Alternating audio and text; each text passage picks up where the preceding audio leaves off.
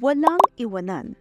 Sa kabila ng paghagupit ng Bagyong Christine sa iba't ibang bahagi ng bansa nitong linggo, hindi pinabayaan ng fur parent na si Jenaline Estero Cansino ang kanyang alagang hayop at sinama ito sa paglikas.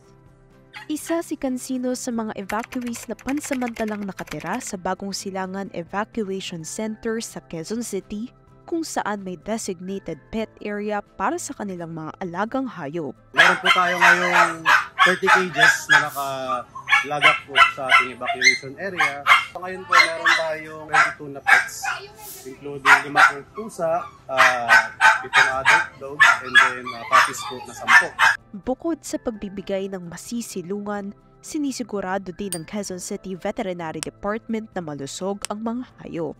Binibigyan din natin sila ng vitamins, and then yung iba po na, or kahapon pa na nandito, is binibigyan na rin po namin ng initial na dog food. And then sa mga puppies na possibly baka magtamaan ng sakit or ng hypothermia, binibigyan namin sila ng anti-stress and electrolyte as well as the vitamins.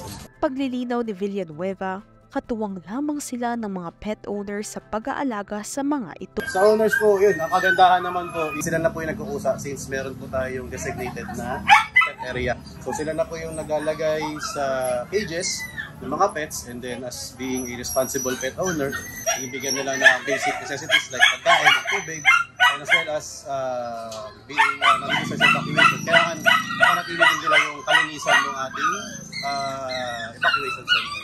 May buhay rin ang mga alagang hayop, kaya panawagan ng mga animal advocates, huwag silang iwanan sa panahon ng sakuna. Narito ang ilang tips na maaaring makatulong sa pet owners kung sakaling kailangan lumikas.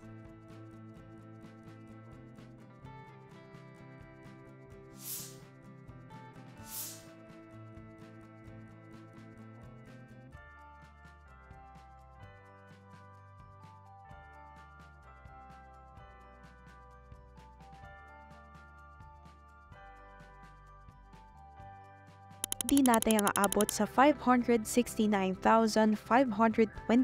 na pamilya ang naapektuhan ng Bagyong Christine sa 15 rehiyon ayon sa tala ng National Disaster Risk Reduction and Management Council nitong Biyernes, October 25, 2024.